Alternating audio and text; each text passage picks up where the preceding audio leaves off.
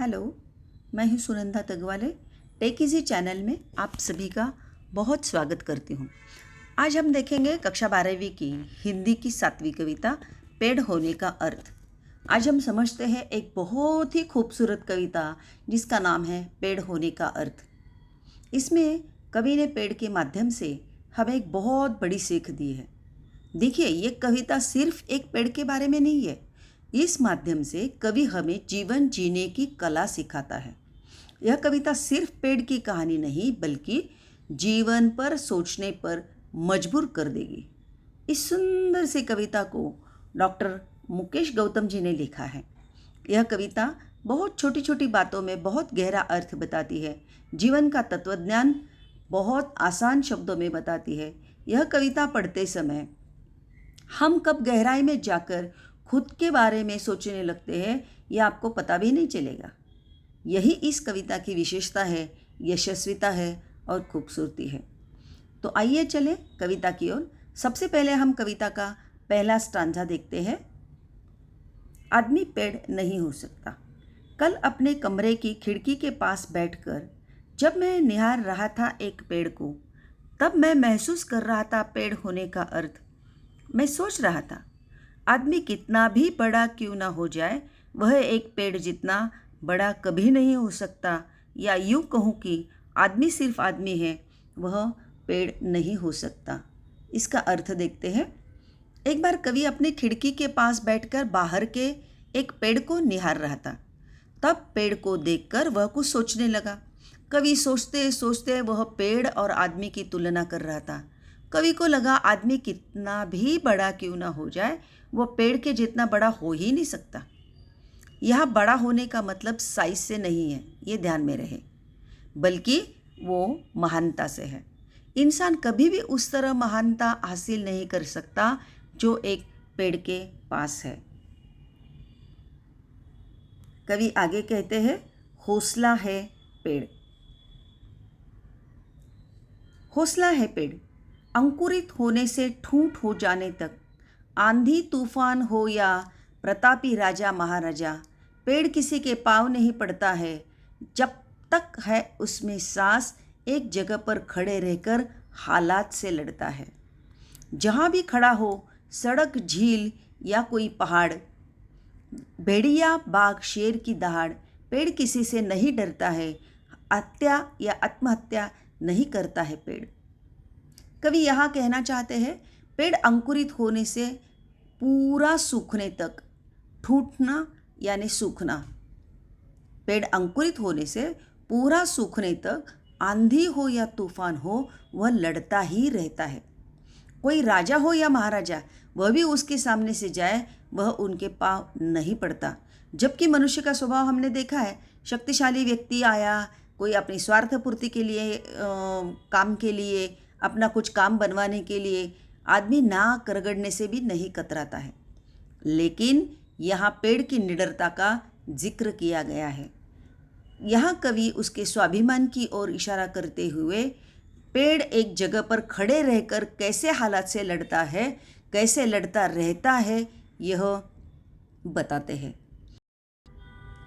पेड़ का सबसे अहम गुण है उसकी हिम्मत और उसकी जो कभी न टूटने वाली मजबूती, उस पर प्रकाश डाला गया है। एक पेड़ कैसे हर मुश्किल से मुश्किल हालात में भी अपनी ज़बरदस्त ताकत और सब्र दिखाता है। सच कहे तो पेड़ का हौसला हम सब के लिए बहुत बड़ा सबक है। कवि आगे कहते हैं, पेड़ जहाँ भी खड़ा हो, चाहे सड़क पर हो या किसी झील के किनारे हो या फिर पहाड़ के ऊपर हो, उसकी मनस्थिति एक जैसी रहती है। पेड़ के सामने भेड़िया हो या बाघ हो, हिंसक पशु भी क्यों ना आए, लेकिन शेर दहाड़ने भी लगे, पेड़ किसी से नहीं डरता। जबकि मनुष्य हिंसक पशु के सामने आने पर डर से ही मर जाता है, उसे किसी जंगली जानवर का खौफ नहीं है। और जो सबसे गहरी बात है वह यह कि पेड़ ना तो किसी की हत्या करता है और ना ही मुश्किल से डर कर आत्महत्या।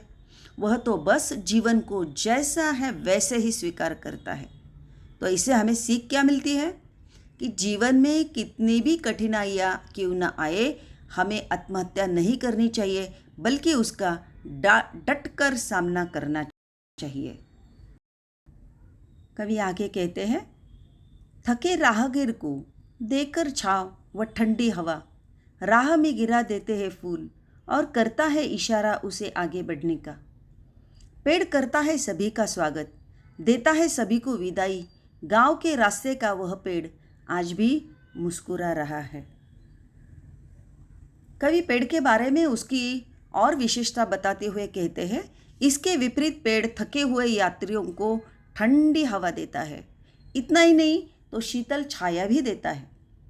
यही नहीं, पेड़ राहगीरों को पुष्प वर्षा करके मानो उन्हें अपनी राह पर आगे बढ़ने की प्रेरणा देता है। पेड़ के समीप जो भी जाता है, पेड़ सभी का स्वागत करता है। यात्री जब थकान उतरने के लिए पेड़ के नीचे आराम करते हैं और बाद में पेड़ के नीचे से उठकर चल देते हैं, तो पेड़ सभी को खुशी खुशी विदा करता है। वह ये नहीं दिखता कि ये सीधा है, टेढ़ा है, गरीब है या अमीर है, लेकिन सबके साथ वह समान व्यवहार करता है। आगे देखते हैं, हालांकि वह सीधा नहीं, टेढ़ा है। सच तो यह है कि रात भर तूफान से लड़ा है, खुद घायल है वह पेड़। लेकिन क्या देखा नहीं तुमने, उस पर अब भी सुरक्षित चहचहाते हुए चिड़िया के बच्चों का घोंसला है। जी हाँ, सच तो यह है कि पेड़ बहुत बड़ा घोंसला है। पहले ये पेड़ जो है वो झुका हुआ नहीं था, लेकिन पूरी रात तूफान का सामना करता रहा। इसमें वह घायल भी हो गया, इसलिए वह टेढ़ा हो गया है। पहले टेढ़ा नहीं था, लेकिन उसने अपना हौसला छोड़ा नहीं है। वह खुद जख्मी है, लेकिन उसके बावजूद भी चिड़ियों का जो बच्चों का घोंसला है उस पर एकदम महफूज है। यही तो पेड़ का असली हौसला है कि खुद तकलीफ में होकर भी दूसरों की हिफाजत करता है। इससे हमें सीख क्या मिली कि जीवन में कितने भी संकट क्यों ना आए, हमें हौसला बनाए रखना है। कवि कहते हैं, दाता है पेड़, जड़, तना, शाखा, पत्ती, पुष्प, फल और बीज। हमारे लिए ही है तो पेड़ की हर चीज़। किसी ने उसे पूजा, किसी ने उस पर कुल्हाड़ी चलाई, पर कोई क्या बताए, क्या पेड़ ने एक बूंद भी आंसू गिराई?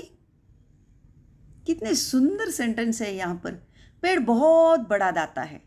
पेड़ से हमें फल भी मिलते हैं, लेकिन उसकी जड़, तना, पत्ते, टहनियाँ, फूल, बीज, पेड़ के सभी भागों का हमें उपयोग होता है। और समाज में ऐसे भी लोग हैं जो पेड़ को पूजते हैं, लेकिन कुछ अपने फायदे के लिए उस पर कुल्हाड़ी भी चलाते हैं, लेकिन फिर भी पेड़ आंसू नहीं गिराता। उस पर किसी ने अत्याचार किया, फिर भी वह इंसान से बदला भी नहीं लेता। किसी ने सुख दिया हो या दुख दिया हो, दोनों के साथ समान व्यवहार करता है। आगे देखते हैं, हमारी सांसों के लिए शुद्ध हवा, बीमारी के लिए दवा, शव यात्रा, शगुन या बारात, सभी के लिए देता है पुष्पों की सौगात। आदिकाल से आज तक, सुबह शाम दिन रात, हमेशा देता आया है मनुष्य का साथ। कवि कहते हैं, पेड़ तो हमें शुद्ध हवा देता है। वह कैसे, इसको समझो। हम श्वासोच्छ्वास करते हैं, उसमें कार्बन डाइऑक्साइड हम बाहर छोड़ते हैं, तो वो जो बाहर छोड़ा हुआ कार्बन डाइऑक्साइड है वो पेड़ स्वयं लेता है और हमारे लिए अच्छा ऑक्सीजन देता है। बीमारी के लिए कितनी सारी दवाइयाँ हमें पेड़ से मिलती हैं। शोभा यात्रा हो या कोई शुभ कार्य हो या शादी की बारात हो, सभी के लिए वह अपना फूल देता है। जब से सृष्टि का आरंभ हुआ, तभी से पेड़ मानव समाज के लिए देता ही आया है। अभी आगे देखते हैं। कवि को मिला कागज, कलम, स्याही, वैद्य हकीम को दवाई, शासन या प्रशासन सभी के बैठने के लिए कुर्सी, मेज, आसन। जो हम उपयोग नहीं करें, वृक्ष के पास ऐसी भी एक चीज़ नहीं है। जी हाँ, सच तो यह है कि पेड़ संत है, दधीची है। कवि कहते हैं, कवि को कविता लिखने के लिए जो कागज़ लगता है, कलम लगता है, स्याही लगती है, वह सब पेड़ से ही आता है। वैद्य या हकीम को दवाई भी पेड़ से ही मिलती है। इतना ही नहीं, शासन या प्रशासन के लोगों को बैठने के लिए जो कुर्सी लगती है, मेज़ लगते हैं, आसन लगते हैं, वो सभी लकड़ी से बने होते हैं, वह भी पेड़ से ही मिलते हैं। वास्तव में देखा जाए तो पेड़ की ऐसी कोई भी वस्तु नहीं है जो मनुष्य के लिए काम न आती हो। इन आखिरी पंक्तियों में कवि ने पेड़ को बहुत बड़ी उपाधियाँ दी है और वह है, जी हाँ, सच तो यह है कि पेड़ संत है, पेड़ दधीची है। पेड़ संत क्यों है? क्योंकि वह एक संत की तरह शांत रहकर बिना किसी स्वार्थ के सिर्फ देता चला जाता है। और दधीची भी है। तो दधीची को हम थोड़ा समझेंगे। दधीची यानी एक महान ऋषि थे। इन्होंने देवताओं की भलाई के लिए अपनी हड्डियों तक दान कर दी थी ताकि वे इससे अपने वज्रास्त्र बना सके। ठीक वैसे ही पेड़ भी इंसानियत के लिए अपना सब कुछ न्यौछावर कर देता है।